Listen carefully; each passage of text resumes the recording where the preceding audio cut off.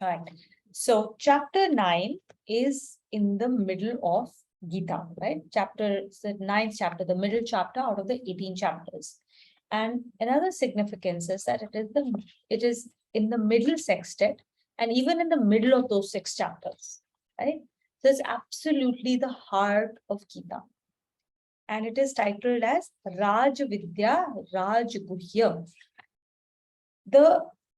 If you have to just remember one thing out of this chapter, is that in the middle of this, in the heart of Gita, what Krishna ji is trying to tell all his devotees is that everything that you do, right? First of all, he's trying to tell us what is the essence of bhakti. Is the middle chapter of Bhakti Yoga.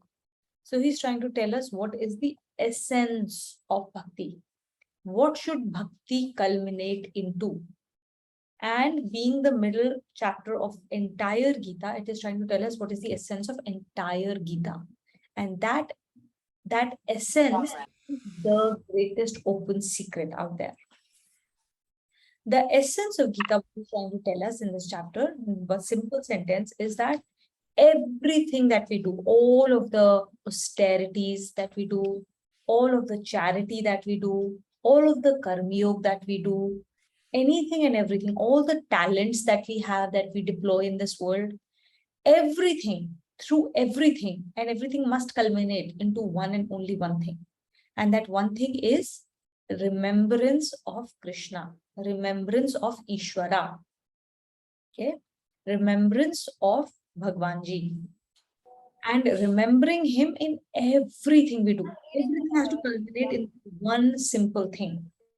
That's it. So that's what he's trying to tell us. Okay, through all the things. So one simple sentence is whatever you may be doing, whatever you may be, whether you're eating, sleeping, waking, whatever actions you're doing, through everything, remember Bhagwanji. He should be close to you. That is the essence of bhakti. That is the essence of Gita. All right. And he's coming at it from various angles, trying to show us what that looks like in different aspects of life. Right. That's why all of these different examples. That's why chapter 7, chapter 8, where he's trying to show us how do you see me even when I'm not. How do you connect to me even though it feels like there is no way for me to connect. Right. All of those things are what he's been trying to teach us. So just to add to that, right? He's in this chapter, he's also expounding on the fact that it is easy to keep me in remembrance as long as you interact with things in this world at the at its subtlest form. So everything you interact with in your VVGP, in your experience, if you experience it and see it from its subtlest form, you will see me. So it's not too hard to keep him away from our life. The only thing we need to do is change our perception, our drishti. Then we will see him everywhere. Correct. Absolutely. So he said this exactly the same thing as Avinash said in shloka 3, where he said that if all of this is possible, then why are people not following this path, right? And the only reason is because of lack of conviction, because our perception is very gross. If we change our perception to a more subtler level and we believe, we have conviction in this knowledge, then we will start to see him, perceive him, manifest him all around us. Right. It's a very slightly sidetrack, but I read it yesterday. We are preparing for, you know that we are going through a 4-month Anushtan as a part of Gita Parivar. And the second part of the Anushtan of those 4 months for Hanuman Chalisa was completed on Saturday. So we did a Purnahuti Havan and we started the third part, and that is also divided up. So there is a Navratri that is starting tomorrow. And so there is a small 9-day Anushtan before we go to the third part of the Anushtan. So as a part of it, as I was preparing for, Navratri Anushtan, I mean, I've also never done it before, right? In the form that is being prescribed. So for me also, it will be an upping of my sadhana that I've never done before. I was reading a particular part of Devi Mahatmya. What came to me through that and through Ramcharitmanas last night was that, these apparently negative things around us, or the negative shaktis around us, it was so beautifully described in two different stories of how they are also doing Bhagwan Ji ka kaam, right? So there are these shaktis, their only job, it is their prakriti, it is their swabhav, and it has been created by Bhagwan Ji. Their only job is to come and create some obstacles in our sadhana, for example, right? Or whatever sadhana it may be. Their only job is that. And it has been created by Bhagwan Ji. And they come, they have been created that way. They come in our way only to test us. Bhagwan Ji sends them to test us for something or the other. So I thought that was a very wonderful way of understanding those obstacles as well. Another divine way of looking at them, another divine way to connect to them. And same thing was being expressed in Ramcharitmanas.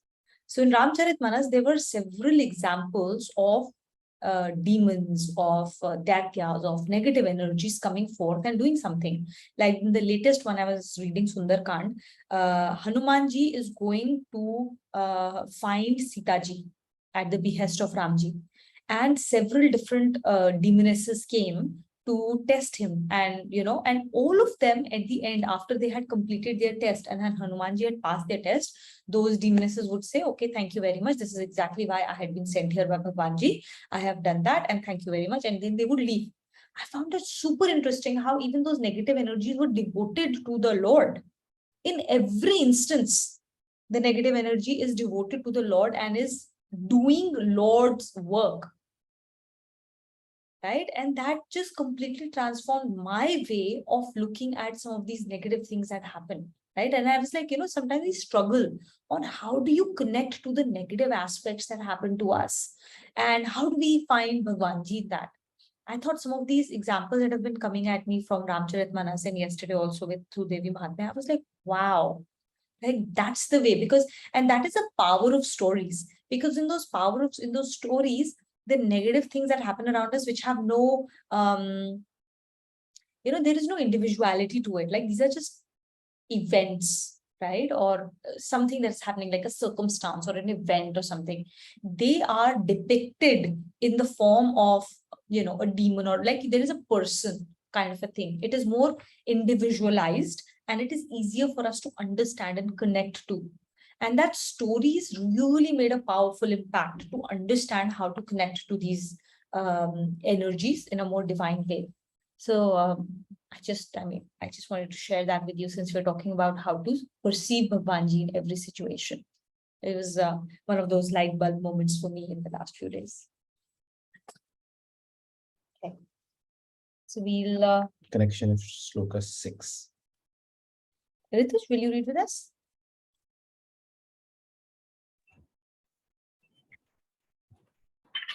The Lord himself gives an example. No, the connection of shloka 6. Oh, of 6. Okay, fine. Are the creatures located in the Lord? The Lord answers. Which one is this? No. So we're talking about shloka 6 connection after mentioning his immutable. So 6 and 7. Sorry. Okay, we've done 5 and 6. Sorry. Part 5.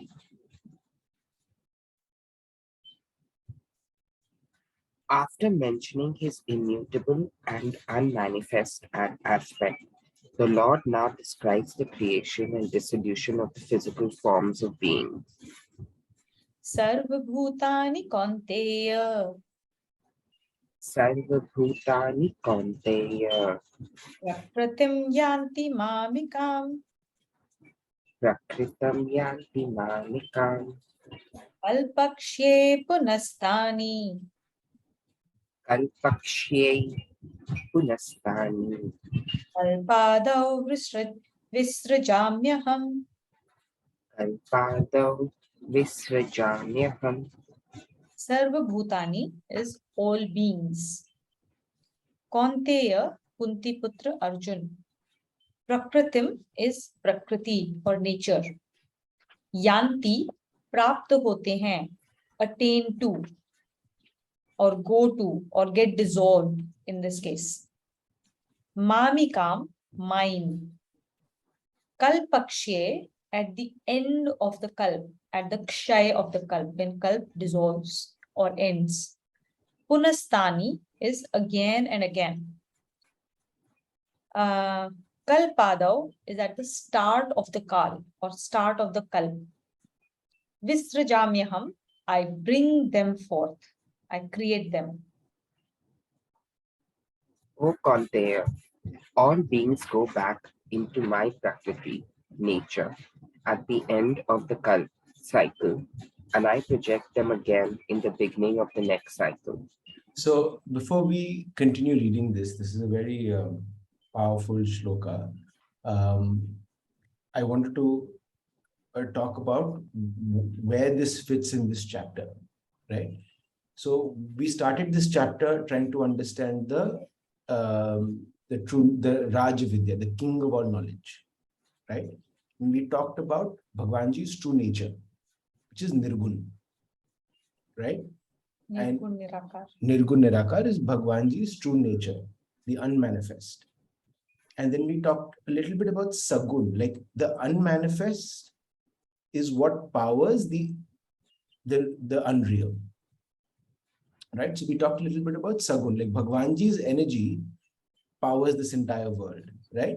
So what is Sagun? Sagun is the gross form of Bhagwanji. When it takes on the three gunas. When it takes on the three gunas, it is the gross form of Bhagwanji. So Bhagwanji himself is beyond the gunas. It is Nirgun. When he manifests, what comes into the world? Sagun. Now, why do we need Sagun? Because we have senses. And we need something for our senses to get attached to. Otherwise, it's very hard for us to perceive the Nirgun. Right? The Nirgun sits within us. It is so subtle that unless until we have a very clean Antakaran, it's very difficult for us to perceive it. And even if we do perceive it, it's very easy for us to easily get distracted because our senses are constantly engaging with sense objects. That is why Bhagwanji has another form, which is Sagun, which allows our senses to get attached to Bhagwanji's gross form. Right? So far clear? Now, what he started highlighting is also the features of Nirgun and how it manifests in this world. And like I said in the last class, we started reading the principles behind which how Nirgun manifests. So the first principle was shloka 4, which essentially was that it's all pervasive. It is everywhere. The second principle was everything is sustained by his energy. It is unaffected by it, but it is sustained by his energy, right? And the third principle was everything abides in him, but it is not him. We abide in Bhagwanji, but we are human. But the difference is when we leave this body, it is him who takes us out. It is him that gives us energy for us to function. Without that, we're just a physical form, which is the body. Together, his energy and this body, we become a human body. Right? So we abide in him, but he is unaffected by us and our actions. And now the fourth principle is why does this happen? Or how does this happen? Right? Is what is going to be talked about here, which is also known as the great creation and the great dissolution. Kalpa, Pralay, and Mahapralay. At the beginning of creation, all beings are brought forth by the power of the Lord's primal nature, Mool Prakriti. The Lord manifests himself as Brahma, the creator assuming the dynamic Rajoguni aspect of nature. Though himself beyond all gunas, seen through the medium of his Maya in the shape of Prakriti. His dynamic aspect is known as Brahma. As mentioned before, 1,000 cycles constitute 1 day of Brahma, chapter 8, shloka 17. And when such 100 years have passed, this dynamic aspect also merges in the Lord. The word kalpakshaya, used in the second line, indicates this great dissolution or Mahapralay. The sequence of cycles stops there. When another sequence starts, creation is again projected. So here, like I said, the principle is the great creation and the great dissolution, right? So here he clearly states it's his nature. It is my nature that at the end of every cycle, I project the next cycle. So if you ever ask, oh, why do we have this? Why do we have this world? Why did he create everything? Why does he have to do it? Just like we are compelled by our nature because of our past actions, he is compelled by his nature for doing this creation. It is a cycle that he gets created. He's past, he's beyond the nature. He's beyond the nature. Nature is his power. Nature is the Maya that we talk of, right? Which is basically the three gunas. So he's beyond the nature. He's not bound by any nature. But what is being talked about here is the cycle of creation and cycle of dissolution, which we went in great detail in chapter 8, right? So we talked about the 1 day of Brahma, 1 night of Brahma, which is when the pralay happens, and everything goes back and sits within Brahma, right? And after that, when he wakes up again, the Srishti is created again. And this entire thing goes on. So, 1 day of 1,000 years of human years is 1 day of Brahma. Similarly, is the equal length is 1 night of Brahma. And this is how 100 years pass. 100 years happen. After that, the Brahma himself is dissolved. So that is the Mahapralaya, the greater dissolution, right? The great dissolution where everything submerges back into the Yoga Nidra of Vishnuji, right?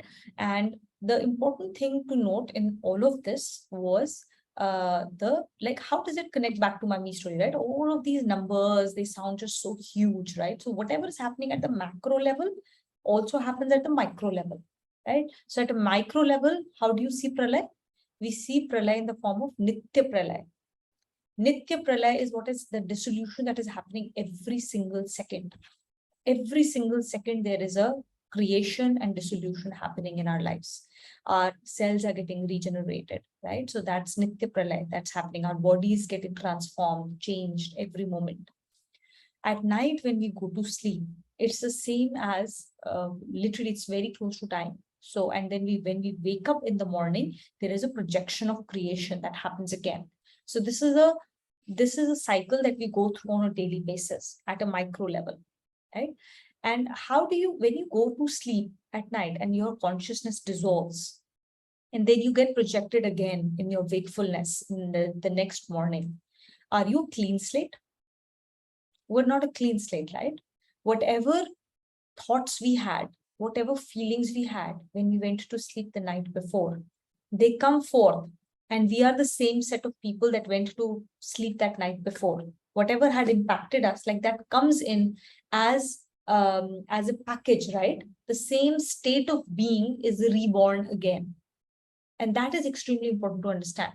So when the dissolution at a macro level happens and a recreation happens at the macro level, the same thing happens to us, because our antakaran, it goes into the Adhidev form and it stays in that potential format before it starts to manifest itself. That manifestation will happen on the basis of our antakaran. What was the state of our antakaran that will compel us to be born in a certain state, right? Just the way when we sleep and when we wake up in the morning, the state of our antakaran, the previous antakaran, would create us the next morning. It's exactly the same thing that is happening at a macro level. I think that would help you understand how this entire thing works. It's exactly the same thing at a micro level of when we go to sleep and when we wake up in the morning. That's beautifully explained. Then, but the specific type of pralay that we need to work towards is called atyantik pralay. Okay, this is the pralay which is the dissolution of our ahankar.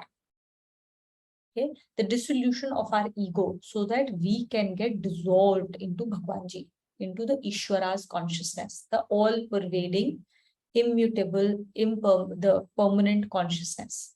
That is the Atyantik Pralay. That is what we are seeking on a daily basis when we are doing our puja. Okay. And in that context, Navratri assumes a very, very important concept. Because, and I won't get into detail about it, but at a very high level, Navratri is, we do puja of different devis, right? And they all represent Shakti. And one of those devis is Kali. So we see Kali as a very ferocious form of Devi, black in color, with blood dripping down her mouth, and she's drinking blood of a particular demon and stuff like that, right? What that Devi represents is that what does she eat? What does she consume? She consumes our ahankar. She consumes our ahankar. That demon is our ahankar, our ego. Okay. So, and I won't get into deeper details there, but basically, we have to, end of the day, these stories, these macro level concepts, get them down to understand at a micro level, everything. Okay. So this is how the creation and dissolution happens, and it is all automatic. With this, Prakriti is automatic, right? We always talk about it. It's a program. There are rules that are written, and every input will create its output based on what the input was and what the laws of the nature are. And to that extent, we are responsible for our actions, right? Yeah. But then bhakti, where does bhakti come into play in all of this? Bhakti is to Ishwar. Ishwara is the creator of this program. He's outside of it. He's unaffected by it. He's the only one that can alter or take you out of these laws. So when you pray to him, you're praying to him that, yes, I understand these are my prarabdhas, these are my actions, these are the results that will accrue from it. But if you need any kind of help, Prakriti does not do anything other than justice by its laws. He is capable of compassion. And the bhakti, when we are fully devoted to him, with his compassion, we are able to get past these cycles. We are able to get out of this, what is that movie? Matrix. We are able to get out of the matrix through his help. Yeah. So just one more thing to add here. So what Veena, I think she beautifully explained it, but the additional thing to understand will become clearer in the next shloka as well, that the world is right now a manifestation of all our collective samskaras or sanskaras put together, right? All of us at an individual level, like when I explained, when we wake up with the same habits, sanskars that we need to work upon. And if you've worked upon it and you go to sleep, then the next day you've already worked upon it. You continue from where you left off. Similarly, the world that we live in is a collection of each and every individual sanskars put together. Yeah. Right? So that is the answer to the great creation and the great dissolution. Till the sanskars do not collectively clear out, this will be a cycle that we'll have to keep going at. What is also interesting is they highlighted that this is a dynamic Rajuguni aspect of nature. Brahma is. And that highlights the fact that the only way to get out of this cycle is through action, which is why all of us have a very healthy portion or an unhealthy portion, as you can perceive it, but we have a decent sized chunk of Rajuguni inside of us. We can't stay idle for too long. We have to be in action, one way or the other, right? So this is the opportunity for us as Jivatmas, the world, to do action and to use that action as a way to exhaust and to clear out our prarabdha. right? That is why the great creation and the dissolution happens, and that's where we sit in. Yeah, I think just because Abhinav talked about that one more aspect, so I think I'll touch upon it a little bit. Um, talked about how he talked about the collective prarabdha, right? This collective prarabdha is something for us to ponder a lot more about and understand how we are connected in ways we can't even imagine to the rest of the people. We are always only thinking about ourselves, right? Selfish as we all are. We're thinking about ourselves, our families, and our little communities, my school, my alma mater, or my company. We, as our consciousness grows, that I, me, mine, the circle of I, me, mine starts to grow a little bit. It still stays, unless we work upon it consciously, it will still stay pretty restricted. What's important is to realize that just as we have our prarabdha, our communities have our prarabdha, right? And that prarabdha, collective prarabdha, joins us so strongly to others, and we are not even aware of it. We are not being conscious of it. That's why countries have their prarabdha, collective prarabdha. Communities have their collective prarabdha. We are all interlinked with others. Every single thought we have, every single action that we do, every time we do puja, every time we have a good or a bad thought, we are adding to that collective prarabdha, and we are changing the outcome around us, not just for ourselves, but also for our communities in which we live.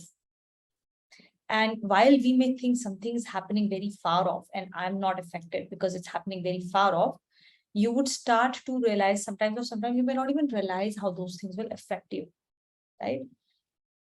War happening in Ukraine, right? Prarabdha of the people there, whatever's happening there. End of the day, it will come back to us in some form or the other, whether it will be through the global trade flows, through the global financial flows, it is going to impact all of us, right? Whatever's happening in China, Hong Kong, COVID policies there, are they have like now you're beginning to realize after a long time how directly it is impacting Singapore, for example. And these are our collective prarabdhas of as a people. We are connected on imagine on a peer-to-peer basis, you're connected to every single soul on this earth.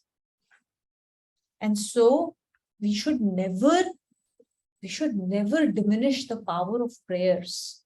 When we do prayers and we do it with a full attention, our consciousness rises significantly. And that puja really helps to, increase the vibrations of the entire community around us, and not just around us, but also very far off from us. Okay, because we are connected on a one-to-one basis with every single person. So whatever happens elsewhere is happening because of a collective prarabdha. We as a full set of people on this earth, we all have a certain prarabdha, and that prarabdha is playing out, and we are all part of it. We all contribute to it on a daily basis. So we have to take certain amount of responsibility for everything that's happening around us. But that what form that responsibility takes, end of the day, has to come down to my me story. What can I do? Now, I may not necessarily need to activate myself in every single situation, but just remember that whatever is happening, I'm a part of it. Now, I can be either part of a problem or I can be part of a solution. We should always try and be part of that solution, right?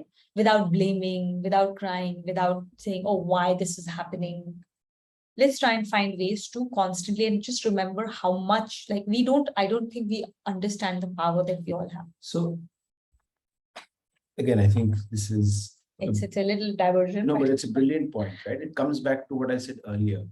Is a Nirgun and Sagun. So Nirgun is the true nature of Ishwar. And Sagun is the manifestation of him in the world. And what he always also highlights is, and that's very important for us to understand, everything that is to be created in this sansar already exists. The iPhone, before the iPhone, already exists. In its potential form. In its potential form. When Bhagwanji, when the circumstance is right, the right Jivatmas will get the right ideas, will get the right resources to bring something in its potential to creation. Correct. So everything that we have to experience, we will experience as part of our prarabdha, as part of the design. And whatever we have to create is also sitting in potential energy, and we will be driven to create it. The only choice we have is whether I choose to see Bhagwanji in it or not. Yeah. Whether I do, or am I doing this for his love, his purpose, his will. That is the only choice we have. I've said this earlier also. None of us choose where we are born. None of us chose our gender. None of us chose the country we are born in. None of us chose our parents, our family, our schooling, our education, our the fact that we're educated was also not our choice, right? And we've become huge. All of these have become huge parts of our identity and our me story, but not realizing we actually had no choice to play along the way across any of this. Yeah, there's a lot of illusion of choice we all have. The illusion of choice and control that, oh, if I do this, I'll be happy. If I do this, I'll be more successful. I'll be more recognized. All of that's a complete um, uh, is a myth. And that's what we will read in the next shloka. Yeah. About that, about how we have this illusion of choice. We actually are a product of our circumstances, right? Way more than we think, we recognize. We are all a product of circumstances in which we are born, in which we find ourselves, and those circumstances help to play out our destinies. So there are two aspects. One is we are product of our VVGP. Yeah, Vyakti, Vastu, Ghatna, Paristhiti. And the second is we are a product of how we perceive that VVGP.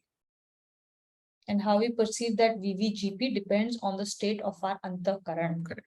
So the choice, the choice that we generally think that we have, that choice is there. Okay, why I say it's an illusion of choice is when we start to think that we have a choice on the external factors.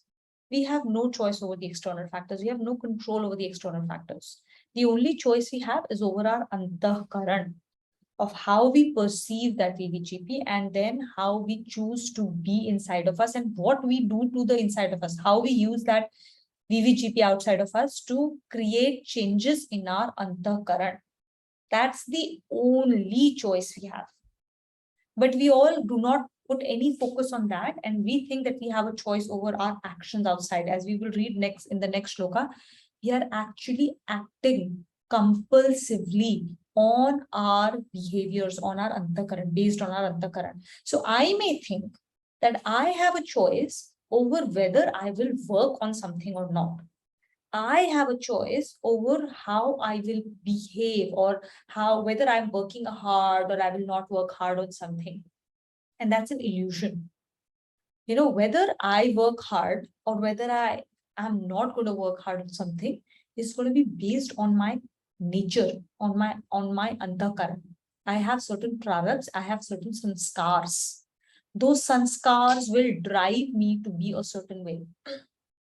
If my sanskar is to work hard, I will be driven to it compulsively. I will be driven to work hard. In every aspect of being. In every aspect of being. There's no, that person cannot then, that person has to just be aware that that is a is very deep sanskar. Correct. Am I working hard? Then you just align it to greater purpose, higher purpose. Sorry. Correct. So, for example, and that is why it is important to be conscious. It's important to be aware of who we are. So if you attend various types of, there are tons of different things that help us at a slightly more, grosser level to understand aspects of us, right? For example, there is a landmark program.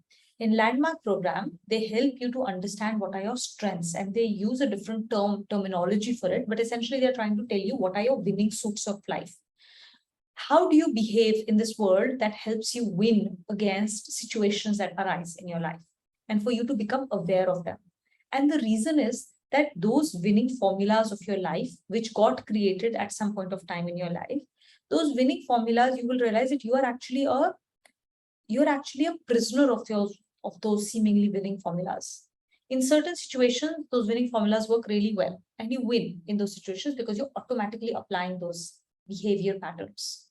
But there are other circumstances where the same winning formulas actually cause you to be defeated, because those circumstances do not warrant that type of winning formula. In fact, those circumstances are the worst time for you to apply those winning formulas. But we, being a prisoner to those winning formulas, we apply them without any thought in every single circumstance.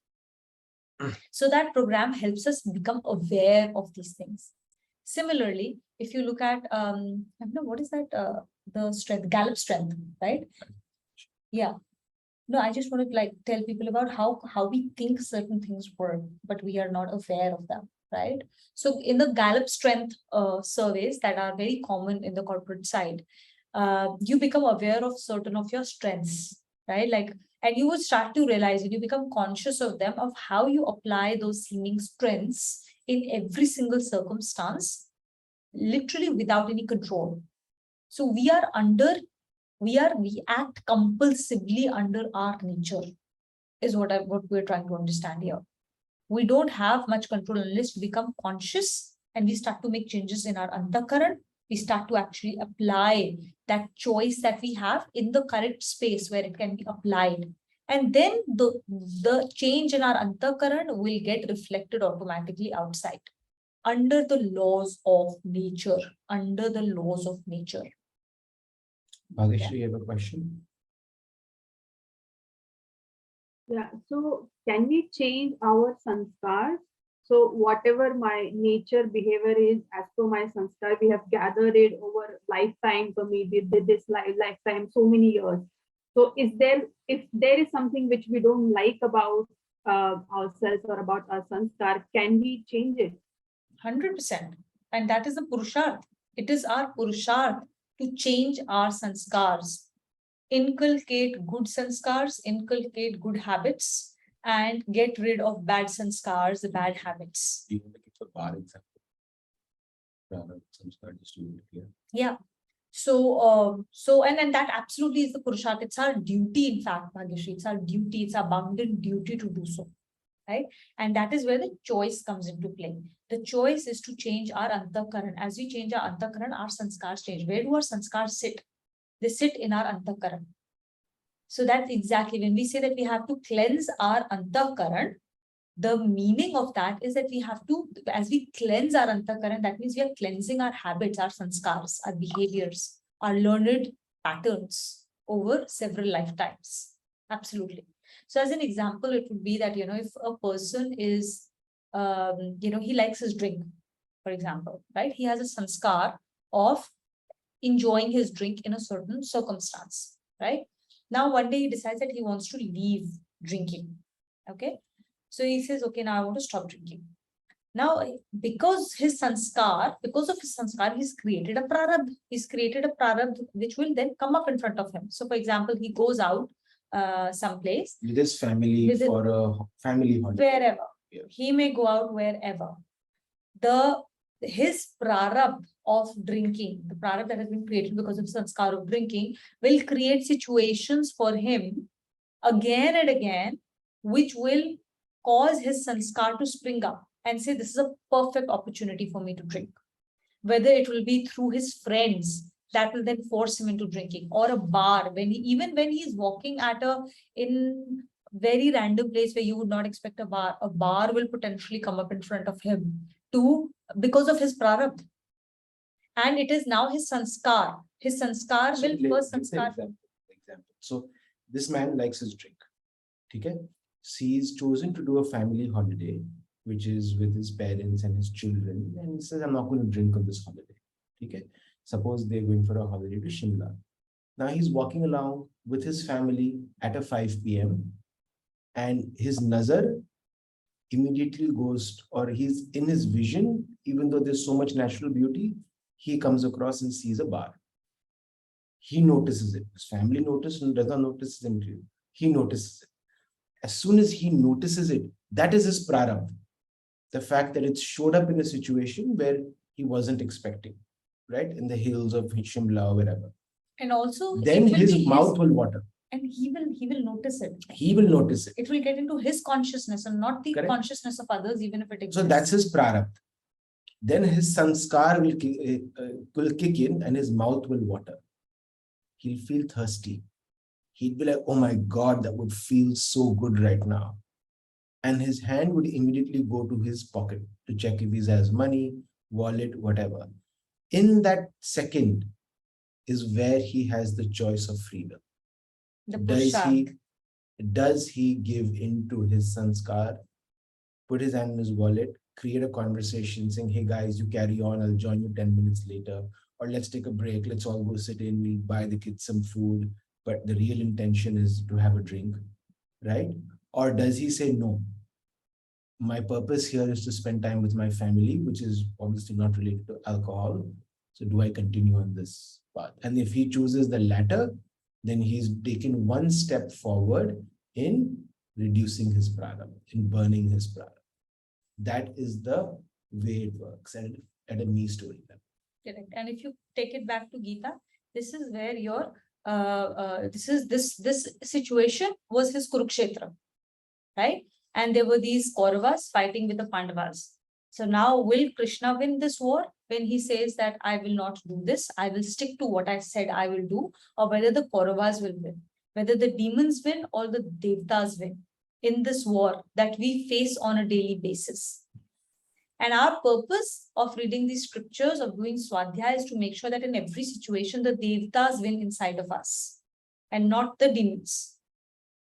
Every time we choose to do something based on our higher intellect, every time we say that, we want to do certain sadhana. Now that sadhana could be spiritual sadhana, it could be your office sadhana, it could be your home, family matters related sadhana. You say that I'm taking on this sadhana and this is what I'm supposed to do in my sadhana, right? In that sadhana, there would be archans that come, there would be obstacles that will come up because of our prarabdha, right? Those obstacles will come up. That will take us away from our sadhana. In that moment, every time we stick to our sadhana, that means the Devtas have won inside of us. That means the battle has been won by the Pandavas. Okay? This is how you connect it back. And our job through our sadhana, through our entire process, is to make sure that on a daily basis, our Devtas win inside of us. That's our job. That's our free will. That's where our Purusharth comes into play. To make sure that Devtas win inside of us every single day, multiple times a day, because multiple times a day we are fighting this Kurukshetra war inside of us. Okay? And small and big things, be very aware. Okay. So we'll do shloka 8. Okay, will you read with us? Yeah, sure. The Lord now explains the power which governs the diversity of names and forms of beings. Prakritim swama vashtabhya Prakritim swama vashtabhya visrajami punah punah visrajami punah punah bhutagramam imam kritsnam bhudagramam imam kritstam avasham prakritir vashat. avasham prakrate vashat. Prakritim is our swabhav, our nature. Swam is mine, your own. Vashtabhya is activate. Visrajami, I manifest. Punah punaha is again and again. Bhutagramam, all collective set of beings. Imam is this. So all of these collective sets of beings. Kritsnam, complete. Avasham. Avasham is paratantra, under the influence of, or not being independent, right? You're not being independent. So avasham, prakratir vashat. Vashat is bal se. So these are bound by the compulsions of the nature of Prakriti. Right.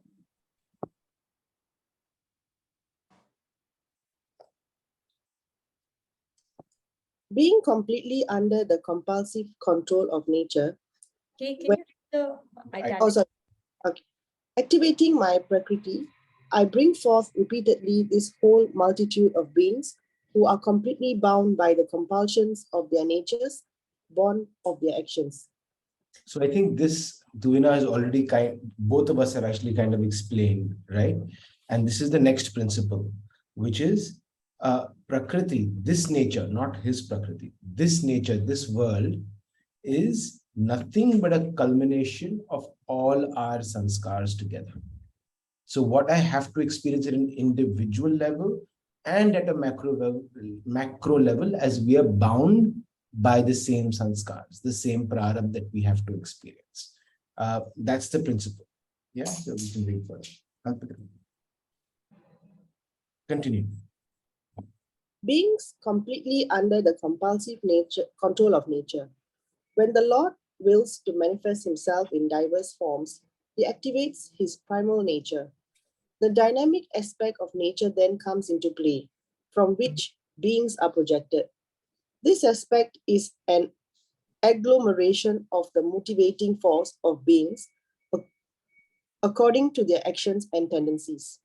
So so agglomeration means mass of collection, like collection of masses. Okay, that's the meaning of the word.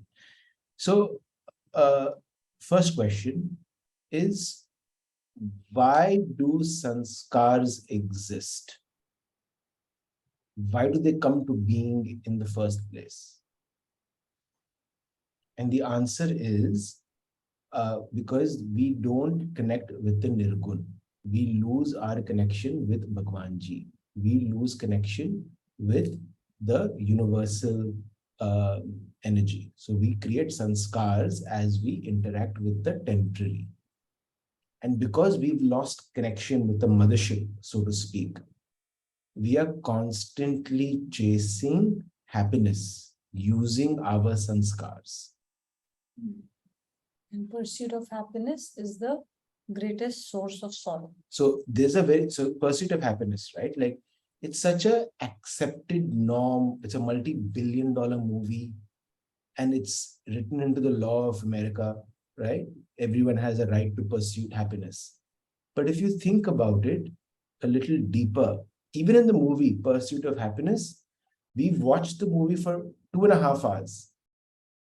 And he says only when he got that job and he comes out of that building, right? You've seen the movie, right? Will Smith movie.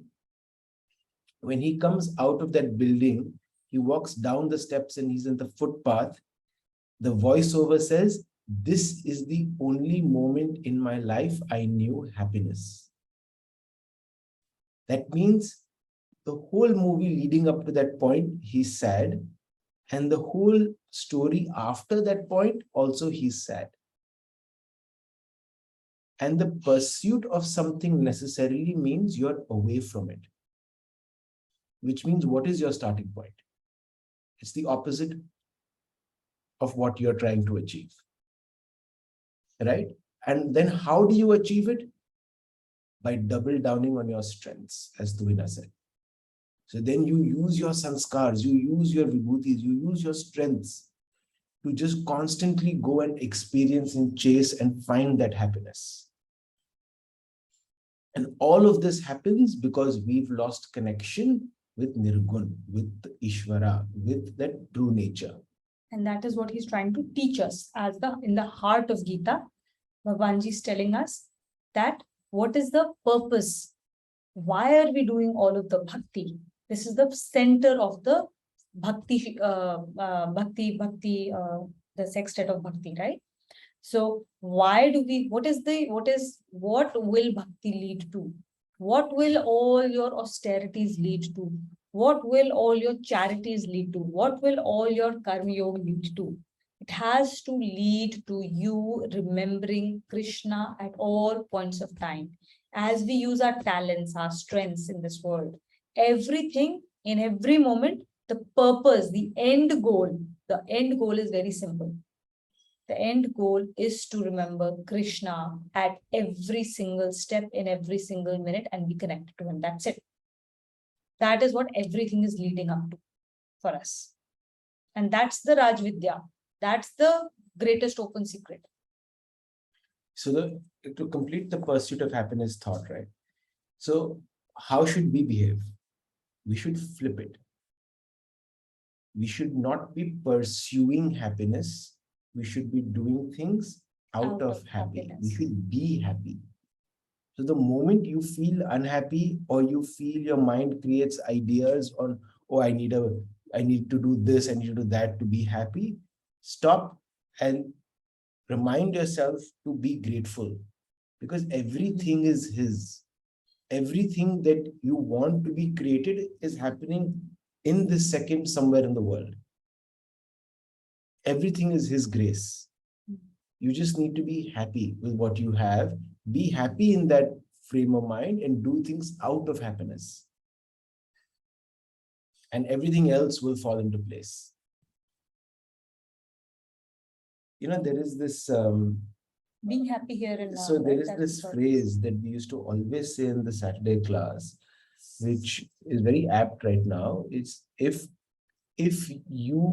I do your will, no. Yeah. Your basically I- my will has to become your will. That is So the phrase is, अगर मैं वो करूं जो मैं चाहता हूं, तो वो होगा जो वो चाहते हैं. और अगर मैं करूं जो वो चाहते हैं, I can't remember the Hindi. I'm really bad. So basically it says, Bhagwan ji says, तू वो कर जो मैं चाहता हूँ. You do what I ask of you to do. वही होगा, तब वही होगा जो तू चाहता है. Then everything that you want to happen will happen. So align your will with my will, essentially. And the opposite also. अगर तू करे जो, you can say. No, just this much is enough. Let's not create further confusion. Okay, let's read shloka. Okay. Micro and macro nature. At the time of Mahaprahalaya, or the Great Dissolution, this aspect of nature merges into the basal nature. And at the beginning of creation, it is brought forth from the basal nature. When these individual natures of different beings are in their individual aspects, they are known as micro nature. The basal nature of the Lord into which they merge at the time of dissolution is known as the macro nature. The individual natures of beings are stored in the macro nature of the Lord, and at the beginning of creation, the beings are projected. This is why it has been said that the beings are projected by the compulsions of nature, which are the products of their actions. The individual self who follows some yoga discipline takes refuge in the Lord himself and becomes free from the compulsions of nature. Perfect. I think we've covered this well before. Just a couple of points here. Micro natures of the Vyashti Prakriti is your individual nature. And macro nature or the Samashti Prakriti is the sum total of all beings. And as is very clearly said, this world, the Maya, is being run based on certain laws. So it's an algorithm that is running, a program that is running on an automated basis. Based on the laws that have been crafted out by the Lord, based on our actions, the input, we will create an output. The job is right now, what is Bhagwanji telling us through Gita is that these are the laws through Purans, through everything that has been put together. The scriptures basically tell us, understand these laws. They are explaining those laws to us, right? So that it doesn't feel like God knows what's going on around in this world. Once you know the laws, you understand the input, you'll be able to predict what the potential output can be, right? And then again, where does bhakti come into play? Bhakti comes into play because now you are holding onto the feet of the Lord, who is beyond this program. He is unaffected by this program. So he's the only one who has a capacity to bring you outside of this program and can show you compassion so that if you have done certain things and you've accrued a certain prarabdha, as per that you're supposed to, create or experience something. He's the only one who can save us from experiencing it, or at least experiencing it in the format or with the severity that we're supposed to experience it. He has the power. He alone has the power, and bhakti alone has the power to what do you call it? Like they say, you can light up your prarabdha, so you don't have to live through it. If you do that, then all of your accumulated prarabdha can potentially be wiped off in an instance, and it gets wiped off. Why does that even happen? How does that happen, right? Even that is the law. What is the law? The law is that if there has been darkness in the room for thousands of years, once you switch on the light, the entire room becomes lighted in an instant. Then it doesn't matter whether the room was in darkness for 10 minutes or whether it was in darkness for 10,000 years. It's the same concept as a person waking up from a dream. The moment he wakes up from a dream, it doesn't matter what has happened in his dream state. He's completely beyond that dream.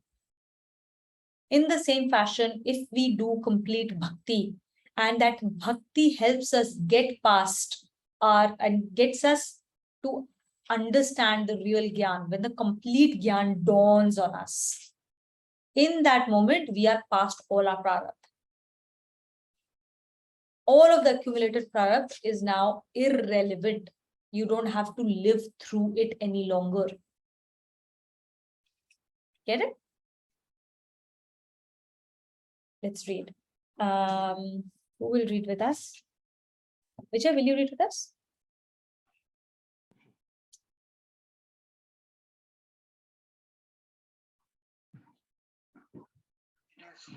Thus clear that from the beginning of the cycle to its end, this process of creation and dissolution of beings goes on unabated.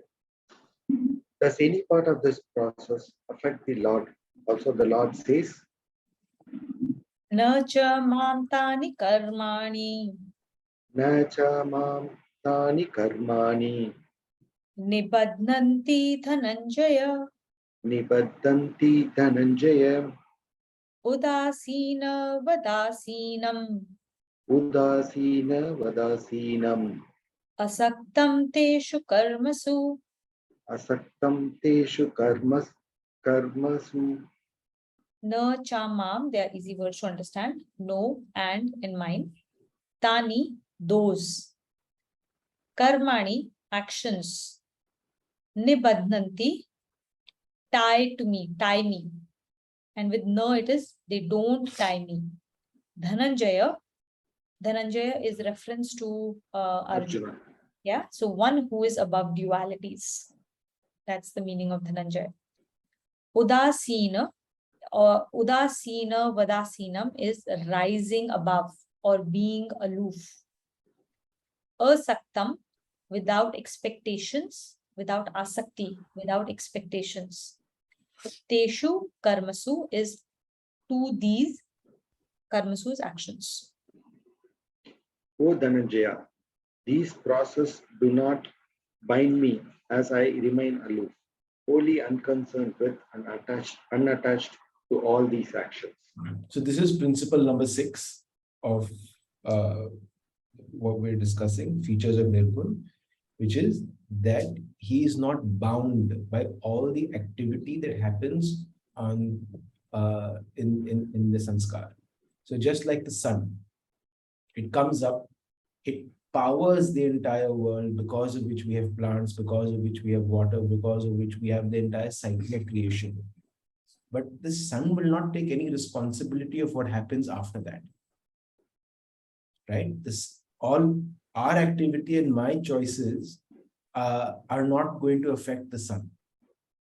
Similarly, Bhagwanji powers all the activity, but he stays completely unaffected by it. So to understand this from our me story perspective, he powers us. He is attached to us.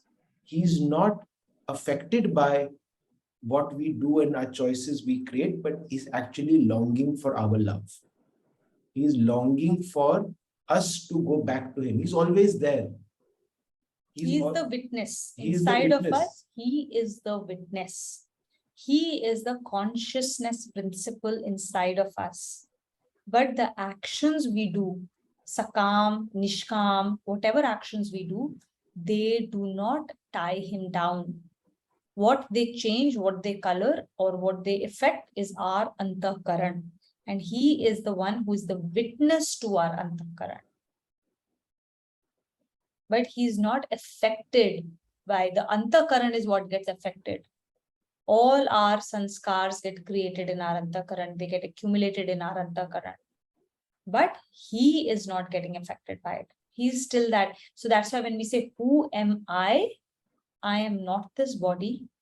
I am not this mind. I am not my memories. I am not my antahkaran. I am not my intellect. I am not my actions. I am not my rules.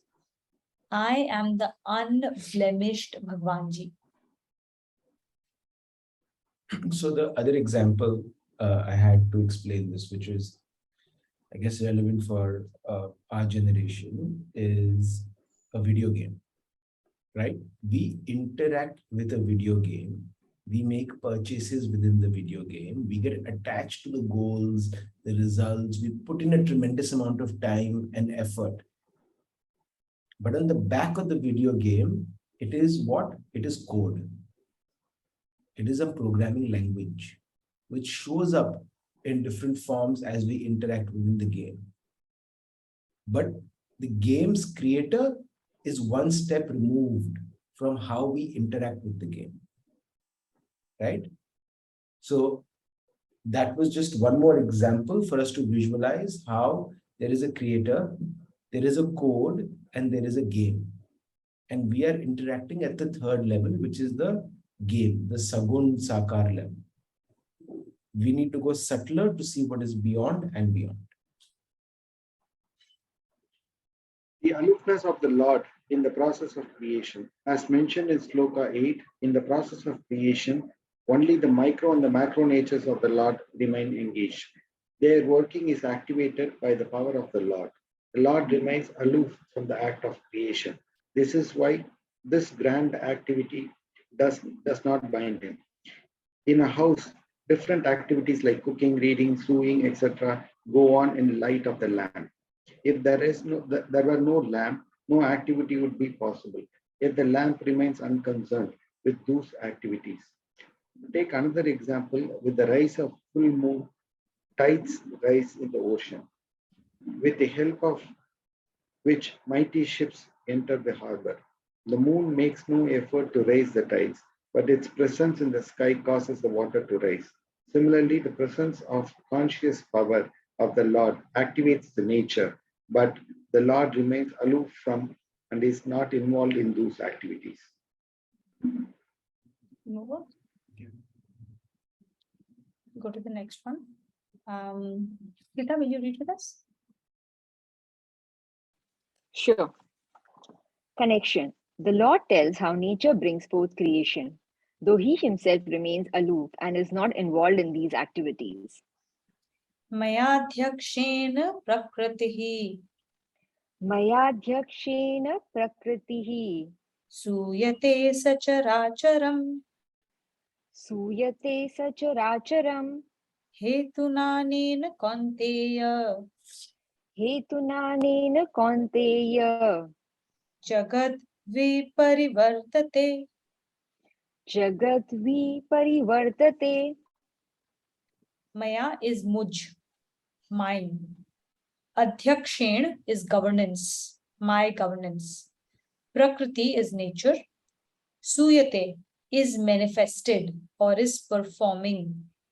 Sacharacharam, all movable and immovable. Hetunanen is because of which. Kaunteya is Kuntiputra. Jagat viparivartate is ghum raha hai. It is revolving. The Jagat, the world is revolving. Just one thing, when we read this, it gives an impression that there's actually someone who is doing all this, right? it goes beyond the unconscious to like actually presence of a god who's actually, it's more about our unconsciousness and our thinking that is helping us do all these things, isn't it?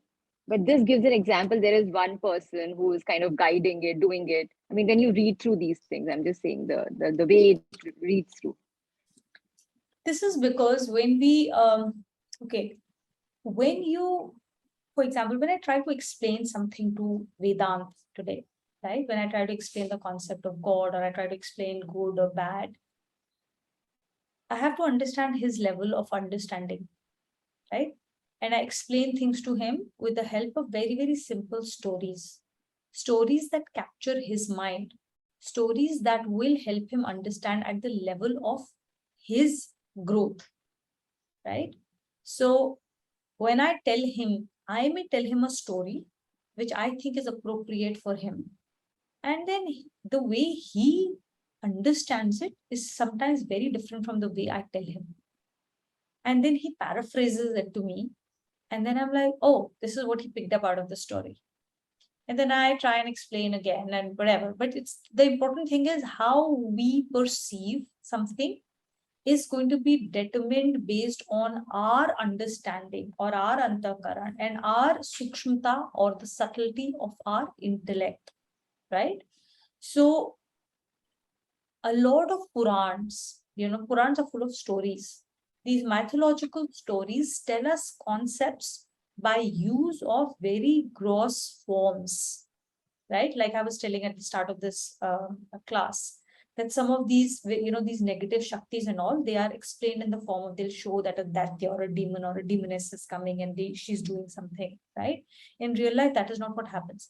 But that's how it is being told, because it is helpful for our intellect, for our senses to grasp it, to understand it, and for it to stay inside of us. Something that is completely nirgun, something that is completely nirakar, is very difficult for our senses to fathom, understand, and retain inside of us. That is why, and so that is one part. That's why a lot of these stories are created in that format. They are created with that, all of these human forms or animal forms, something that we have seen and understand. But they are not, that is not what they mean, like Ganesha. These are all, these are attempts of a limited intellect, a limited mind, a limited creativity to explain which is unexplainable. So it tries to, like Ganesha, when they try to show Ganesha as with the elephant head, with that type of body and what he likes, what he doesn't like, and stuff like that, it is them trying to capture a concept in a sagun sakar roop in a simplified way so that we can understand it to a certain extent.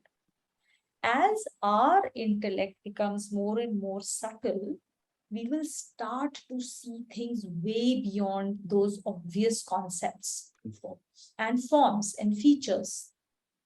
Okay. So it does feel like that, but the more you read, the 10th time you will read it, you will not see it as that at all. Because by then, with your own sadhana, you would have started to experience him in so many different ways on a daily basis that you will start to see, that story that I had heard, which I had visualized like this, is coming to me in my life like this. This is how that story is actually manifesting. This is real. It's not just a story in Puran. It is real, and this is how it is manifesting. And you will see its manifestation in a very different form. So then that sakar roop will loosen its hold on you, because now you know, oh, this is one of the ways in which it can come to me. And this doesn't look like the way I had read it in the story. Your intellect and your understanding and your perception will change a little bit to a more, slightly more nirakar roop of it. Okay, still sagun, because anything that you perceive or you can think is still sagun, but a slightly more nirakar form of it. You won't think of it only as a demon in that kind of a format, or an energy in the form of a tiger, or an energy or being reflected in the form of a trishul. These are sakar roop of a concept that is being expressed in that way. But you will start to experience it in different ways, and you will create your own meaning and your own way of connecting. Makes sense? So Yeah. the just to add, right? So the entire journey of Gita is going from gross to subtle, right? And the grossest form is are people who will read the Gita and they will say, boss, Gita is promoting violence. Right? We've all read articles about this somewhere or the other. Some German guy picked up, some other philosopher picked up and said, no, Gita is promoting violence. It's asking Arjun to go kill people. Right? And it's the same thing that people will say about Quran. Right? And we happily say Quran promotes violence. But when you read it with the right intent, you are now able to appreciate it is not promoting violence.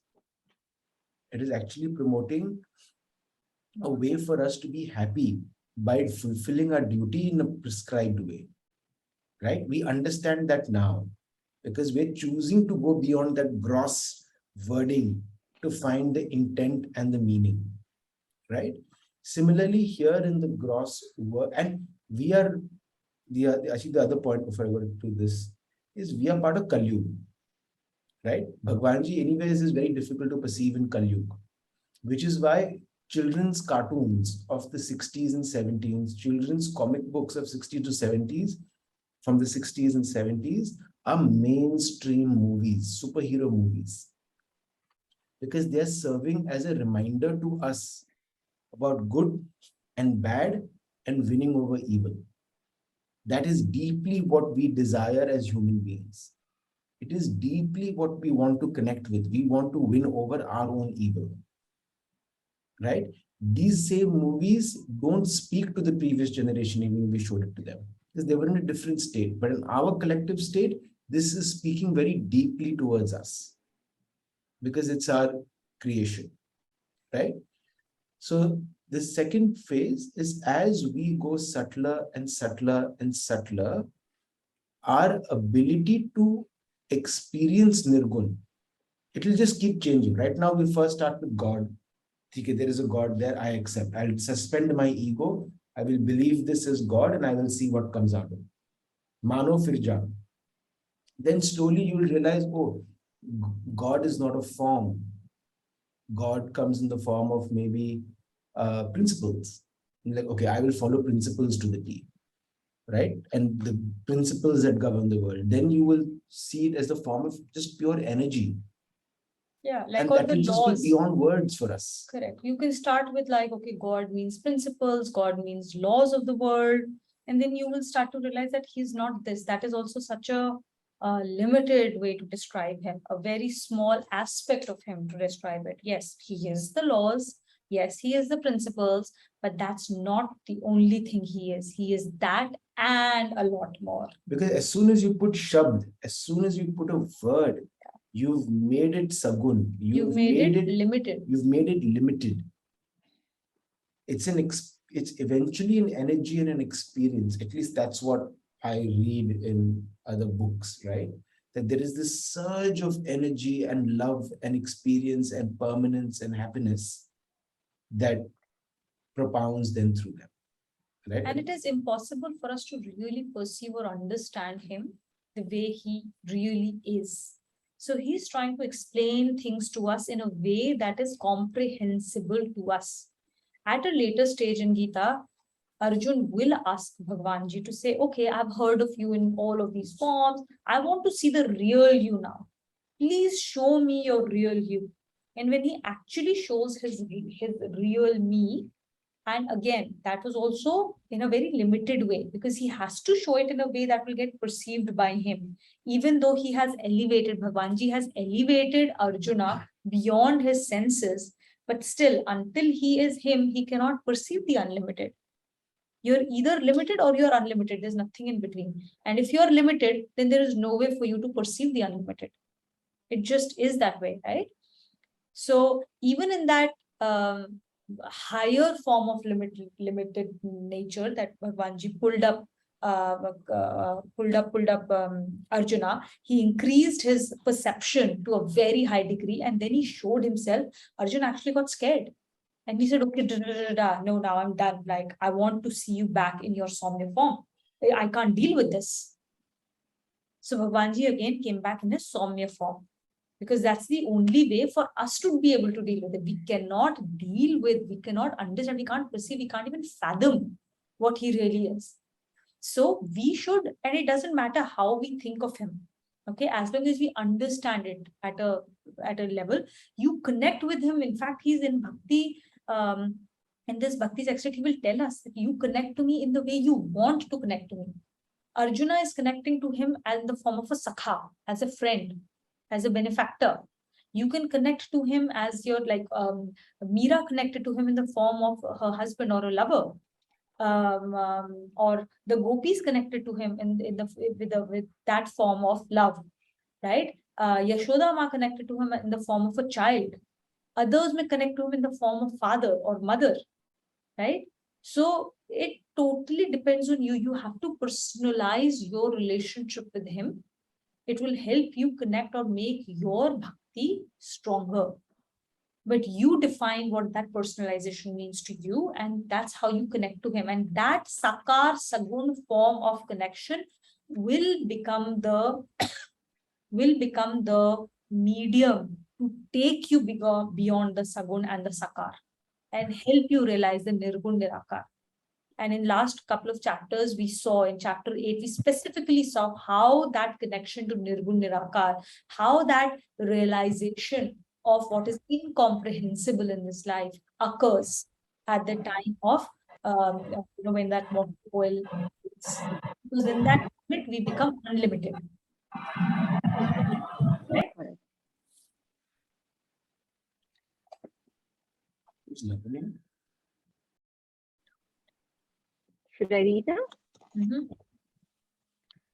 O Kaunteya, under my superintendence, my Prakriti creates the entire movable and immovable world. It is under that power that the world keeps on revolving. Creation under the superintendence of the Lord. Even though nature creates the universe under the superintendence of the Lord, he remains aloof and uninvolved in this process. He is present in the diverse forms of creation in the same manner in which gold is present in gold ornaments, but is not connected with the shape and size of any ornament, nor has the gold any particular shape or size of its own.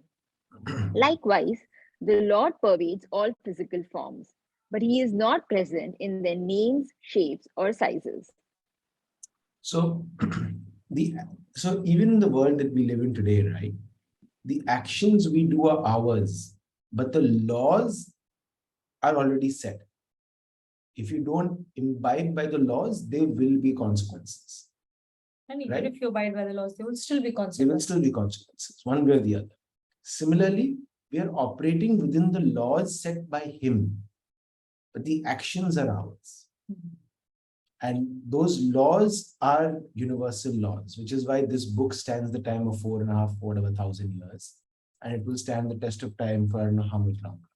Okay, one more thing. Bhavish has a We question. always say that, like he just said this, and I think this sometimes create a confusion. Actions are ours, right? Laws are of nature, laws are his, actions are ours.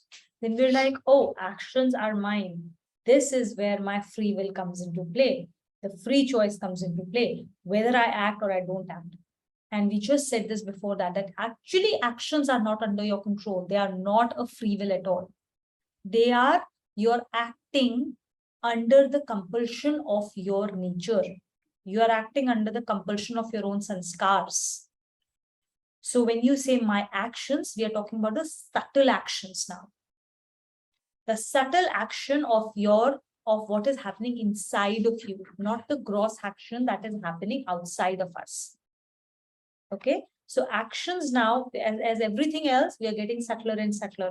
Actions mean what we do inside of us, what goes on in our mind, what goes on in our thoughts, what we are feeling, how we are, the bhav that we are bringing to a particular gross action. That is the action that we're talking of, and that is where our purusharth comes into play. Okay. Yeah, Bhagesh, you have a question. Yeah. So earlier you said that I am not my body, I am not my mind, I am not my actions. So when I say I am not my body, it's okay. My mind is thinking that I am not my body. Okay. That okay, I can maybe understand that. But when I say I am not my mind, my mind is thinking I'm not my body. So how am I not my mind?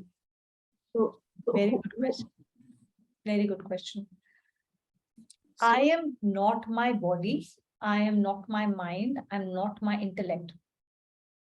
Then who am I? When you say I am my mind, the moment you say my mind, that means there is something that owns this mind. Mind is not saying this. Something else is using the mind to say, I am not my mind. I am not my intellect. The issue is that who I am is, I am that Nirgun Nirakar. The moment you can point towards it, the moment you can talk about it, the moment you can think about it, the moment you say something about it, it assumes a sagun form. It becomes this. That is why, if you look at our scriptures never talk about Bhagwanji in like who he is or who he is not. You cannot capture it in the words. So instead, you get to him by the process of elimination. He's not this, he's not this, he's not this, he's not this. Once you have eliminated everything, what remains is him. So if you read in slightly more deeper scriptures, they will talk about, when they refer to Bhagwanji, they refer to Bhagwanji like this. He is the one that everyone refers to as not this, not this. Because you don't even know how to refer to him. Okay. That's at one form. Now the second thing is, who you really are is a contemplative exercise. Mind is a extremely powerful tool we have, the only tool that can help us really perceive him in some limited capacity. Mind is the only and the most powerful tool we have, and mind subsumes everything. So the experience that you are having right now of saying that everything I think, everything I perceive is through my mind, and hence I'm limited, I am within it, is the same experience that a fish has because she's surrounded by water. So the fish is like, I am completely surrounded by water. How does she perceive anything outside of water? The only way she can perceive something outside of water when she gets out of water. And it is impossible for the fish to get out of water and survive unless it is by someone else's help. And that is where bhakti comes into play. So you have to use your mind and your intellect to intellectualize that concept of not this, not this, not this, not this. In chapter 6, when we learned about various forms of meditation, there was one form of meditation called the contemplative meditation. Okay? And there were 6 forms of meditation that we learned about. In the contemplative form of meditation, this is the type of contemplation that is done, which helps you start to, when you do that contemplation again and again and again, it starts to help you to be able to loosen the shackles with mind and intellect, our identification, our very strong identification with mind and intellect. So are we saying that I am God? Yes. You are God. You are the capital S self. That is our true nature. So it's a very powerful statement, and it's absolutely true. What I do want to highlight is what Tuvina beautifully said is my mind. That means you've necessarily created 2 distinct entities. Now, something we will all be aware of is we have multiple voices in our head, multiple conversations that get created in our head, which means our head itself has many different entities and bodies that are helping us create conversation, create thoughts, create reality. And one of them is a witness. And that witness comes in a few times in our lives. We can hear and see it when you look at yourself as a third person, the balcony view, which is unaffected by what is happening, but can potentially direct what is happening by helping you make the choices. We've all seen ourselves sometimes from this view, and we're like, how am I even visualizing myself in my head? Right?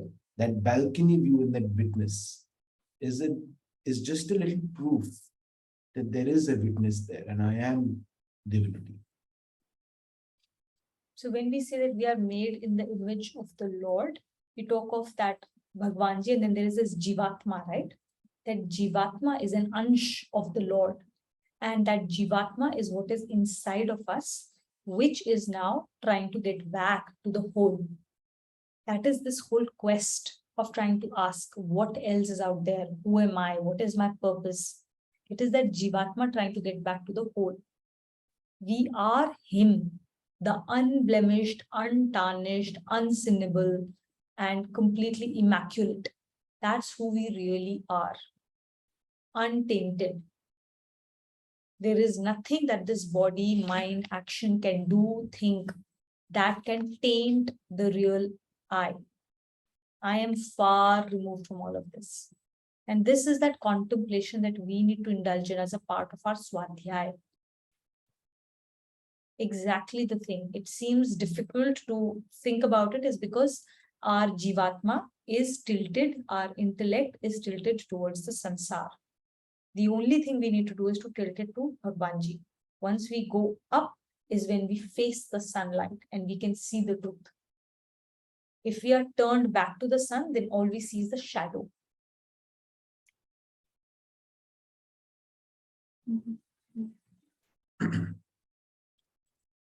It's like Einstein always says, right? God does not play dice with the universe. Now, that's so. I mean, he's one of the brightest minds that ever walked, right? It's just about us being able to perceive it otherwise. Because we are what we are in our mind, right? Everything happens through our mind. So if through our thoughts, thinking, we act as per what happens. And when we say I'm not my mind, so everything is through our mind only, right? So yeah. The Maya it is. This is the delusion. This is exactly the great delusion. And Maya is Duratatya. It is very, very difficult. It is his Maya. So difficult to get past this Maya or to understand anything past this Maya. That is why this Maya feels so real, despite the fact that it is unreal. So difficult for us to withdraw ourselves from it. We cannot do it. Trust me, we cannot do it on our own effort, on our own basis. If we think we have the energy to get past Lord's Maya, we're deluding ourselves in a big way. The only way to get past this Maya, to get past this concept of like, I am my mind, all of these are deluding concepts. The only way to get past it is through him, through his help, through the bhakti towards him. And that is why perfect question, the perfect time of the bhakti yoga. Because this is exactly the type of delusion that only bhakti can cure. Only bhakti can take us past this. And we will learn this. So a very, very good question, Bhagyashree. It's exactly the question that we will answer through these 6 chapters that we are reading right now. And we will come to the last chapter of this Bhakti Yoga, which will tell us how do we surrender ourselves to be able to get past this Maya. And with this question, now you're beginning to really understand how difficult it is to get past Maya. It's unfathomable right now. Unfathomable. How am I not my mind? You should maybe later we can also talk about actions, because we said I am not my actions, but all through like so many weeks we are talking that we have to focus on actions, we have to do the actions and focus on actions and not the results. So we have performed the action, but I am not the action. So that is also a bit like confusing. So I am playing the role of an employee in an organization. That doesn't make me that role. It's a role I'm taking on, right? If I am something, if I'm really something, then that aspect of me should not change. The basis of understanding what is real and what is unreal is real is that which is permanent. Real is that which does not change, that always is. Everything that changes is unreal. Does this body change? It does, right? It goes through its phases and stages. So this body is not real. My roles change. The content of my role changes. Today I'm a manager. Yesterday I was an individual contributor. Tomorrow I may be something else. Those roles change, evolve constantly. They are not real and they are not me. That's me performing a part. It's like an actor acting a certain role in a certain movie or a serial on a stage. That doesn't become him. That's somebody performing a role. And so that somebody must be different from that role. I own this book. I'm not this book. I am different from this book. And that's why I can say this is mine. There is somebody who's saying it is mine. That means there is distinction, however small that distinction may be, or however difficult that distinction may be to perceive. But there is definitely that distinction where there's somebody who owns something. You cannot own something unless it is different from you. You cannot acquire something unless it is outside of you. The very process of acquiring something or owning something implies at its core that it is distinct from you, it is outside of you, and you're getting it. And if it's outside of you, it will be temporary in nature, which is opposite of who we are at our core. So we do actions. We have to focus on actions. Why do we have to focus on actions? First of all, we do actions. That means I am not the actions. I do actions. Right? I have this hand is mine, but that is that I am not this hand. If this hand is cut off, will I still remain? Will you still call me Tuhina, or will you call me Tuhina minus one hand? You will still refer to me as Tuhina, right? Whether I have one hand, one leg or not, you will still call me Tuhina. So there is Tuhina, and then there is Tuhina's body, Tuhina's hand, correct? But then why do we focus so much on karma, on actions? We read in chapter 8, there were these different concepts that were explained to us at the very start of chapter 8, which is where chapter 7 closed and chapter 8 opened with those concepts. One of those concepts was the concept of Adi Yagya. Adi Yagya is the divine form of Bhagwanji that lives in actions. The entire creation was created with the performance of a yagya, with the performance of a sacrifice. When Bhagwanji gave up his uniformity, when he gave up his singleness and he became several, Eko Ham Bahusyami was the first act of sacrifice of giving up wholeness. And sacrifice or karma or yagya is the method, is the path to follow for us to come back to us. And the subtle entity, the subtle framework that defines the yagya, that defines karma yoga inside of us is Adi Yagya. And Bhagwanji says, I manifest myself as Adi Yagya himself. Adi Yagya now is not a person, is not Dev. Yes, when we think of him, we can, in our Sagun Sakaru, we think of him as a Bhagwanji, as a Dev, as a deity, as Adi Yagya, and we can pray to him. But what is it really? It is a framework that defines Yagya. It is the framework that helps us manifest. See, everything is a framework, and from that framework comes the actual implementation, right? Actual reality, actual creation. So it is a framework from which all yagyas in this world are created. They get manifested. And yagya is the path to follow to get back to that wholeness from the separateness that we experience today. Jivatma to mingle back with that impermanent whole is yagya. Yagya is that path. That's why so much of focus on the actions, or why we need to do actions in the right way. And again, as I said, now we are getting more and more subtle. When we say actions, these are not gross actions. Gross actions will happen no matter what you think, whether you like it or not like it. Actions now we're talking about are the subtler actions in your heart, in your mind, in your brain, the purpose, the bhav, the feelings, the way you're approaching something. Those are the actions. And that's where the focus should be. Thank you. So with that amazing conversation, I think we'll close the class today. Yeah. Would someone like to do the closing shlokas?